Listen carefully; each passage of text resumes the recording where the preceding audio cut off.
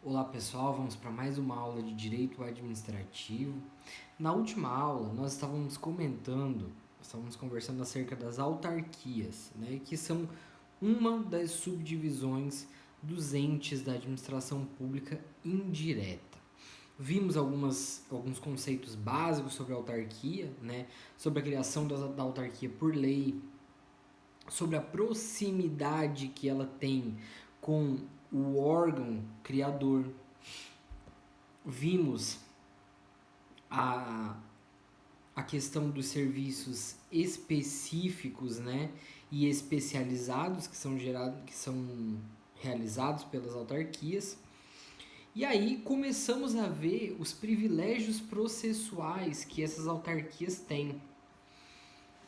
Então começamos a ver o duplo grau de jurisdição obrigatório, começamos a ver os prazos que são contados em dobro, começamos a ver a cobrança dos débitos dos créditos, né, por execução fiscal, o pagamento dos débitos por precatório. Então esses são todos privilégios que fazem a gente entender que a autarquia ela tem uma posição de destaque dentro do ordenamento jurídico e dentro desse sistema no qual se organiza a administração pública. Então a autarquia ela tem sim uma posição de privilégio em relação a outras ali, digamos, semelhantes, né? Depois disso, depois dos privilégios processuais, nós vamos verificar que a autarquia tem também direito à imunidade recíproca. Imunidade recíproca, pessoal, é um benefício tributário que é concedido a alguns órgãos, algumas pessoas, algumas situações constitucionalmente sempre, né, previsto, e que nada mais, nada menos é uma hipótese em que não pode incidir o imposto em relação àquela determinada pessoa, em relação àquela determinada situação e assim por diante. Então a Constituição Federal, na verdade, ela prevê imunidade desde livros, templos e cultos, partidos políticos, e prevê também que União, estados e municípios não podem tributar renda, bens e serviços uns dos outros. Então, o município, quando ele compra um carro, ele não paga o IPVA para o Estado. Assim como o Estado, quando compra um imóvel, né, dentro de um município, ele não vai pagar o IPTU. Então, todas essas questões, elas têm como base o princípio federativo, quer dizer, eu não posso me impor em relação a outro ente político que, na verdade, é idêntico a mim. Todos eles são idênticos. Então, eles não poderiam tributar, digamos, uns aos outros. E as autarquias, elas têm estendido esse direito a elas também. Então, o INSS, ele também não vai pagar o IPTU, por exemplo, de um imóvel que ele compre, ou o IPVA de um carro que ele tenha eventualmente. Isso já foi decidido judicialmente várias vezes, tá? E já está bem estabelecido que sim, as autarquias também têm direito à imunidade recíproca. Outra questão muito importante sobre as autarquias é a questão da responsabilidade civil e como que ela se dá em relação a essas autarquias. A responsabilidade das autarquias, ela é objetiva, ou seja, eu tenho lá os requisitos da responsabilidade civil, que são um ato, logicamente, um dano, um nexo causal entre ato e dano e dolo ou culpa. Essa é a regra que está lá exposta no Código Civil, está lá no artigo 186, no artigo 187, no artigo 926, todos do Código Civil.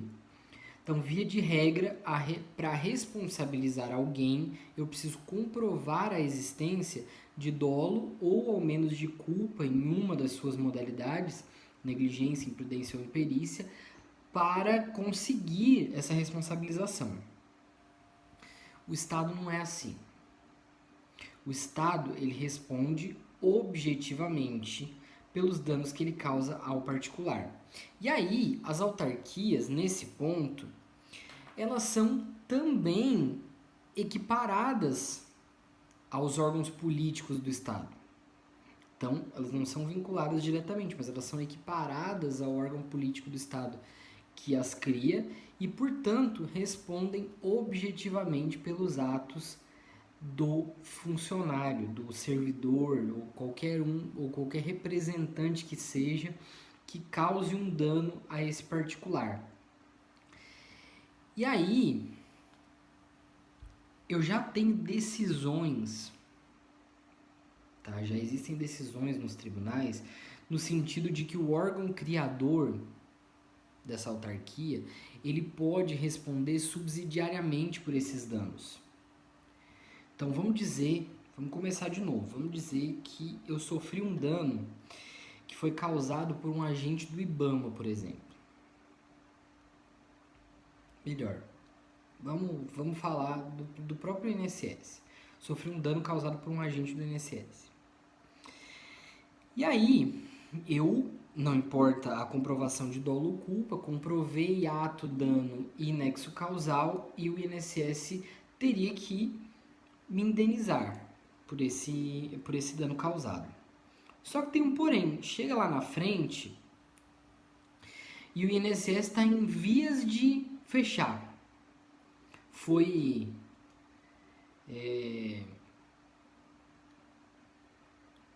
encerrado por lei, né, o INSS, e já estão até recolhendo as coisas lá nos armários do Instituto. Aí, eu, no meu processo, já tive a indenização deferida e, portanto, vou começar a executar. Né? Não teve duplo grau de jurisdição obrigatório, não passou daquele limite, já estou executando depois da decisão de primeiro grau, o INSS também não recorreu. E aí o INSS não tem dinheiro para responder por esse débito. Ainda mais porque teve um monte de outras demandas que o INSS teve que resolver e aí o dinheiro que tinha já foi. Nesse caso, eu consigo responsabilizar a União pelos débitos que o INSS tinha comigo, e isso por conta de uma responsabilidade que existe por vinculação mesmo. Então, a União que havia criado o órgão, que havia criado toda aquela estrutura, ela responde quando ela decide encerrar aquela estrutura.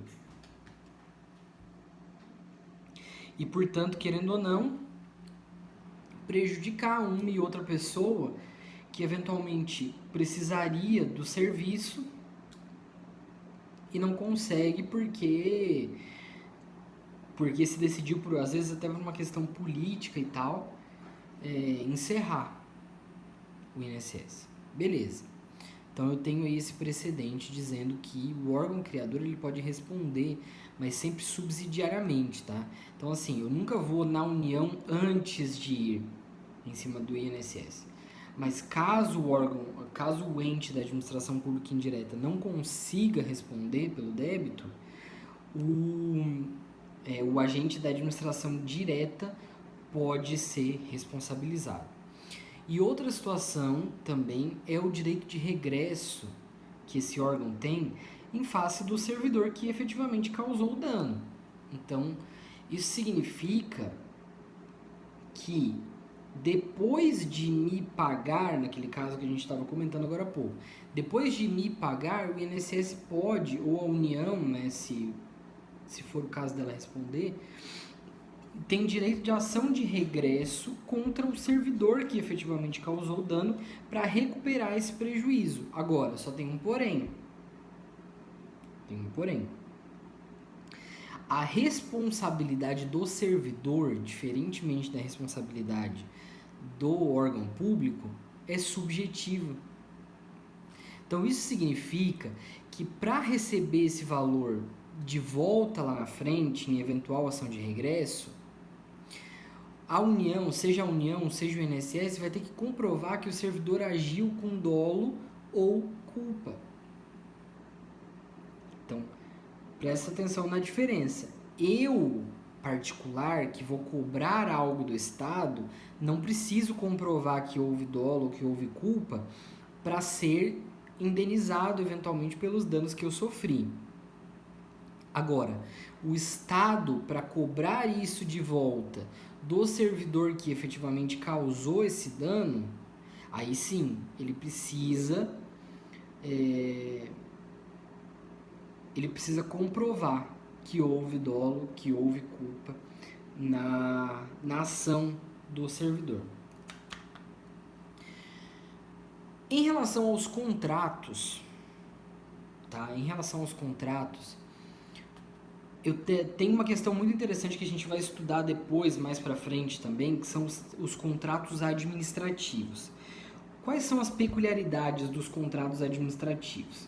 Só para vocês entenderem, contrato administrativo é aquele em que eu tenho de um lado o Estado e de outro lado o particular. E por que esse contrato é chamado contrato administrativo? O que tem de diferença, né, desses dois casos?